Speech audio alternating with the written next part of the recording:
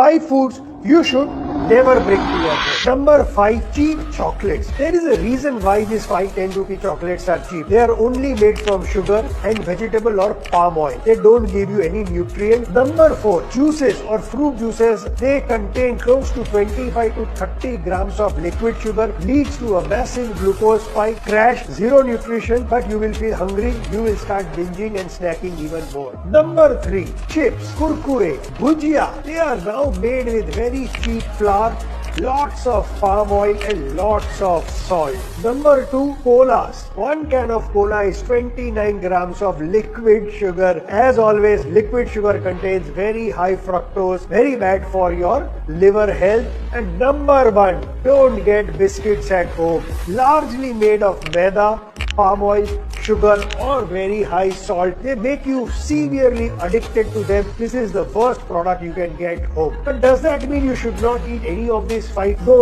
What I am saying is don't bring them at home. Anytime you feel a craving to eat any one of them, go to your kirana store, walk, create friction between you and this product. Each of these 5 products are extremely addictive in nature, which is why they are extremely dangerous for your health.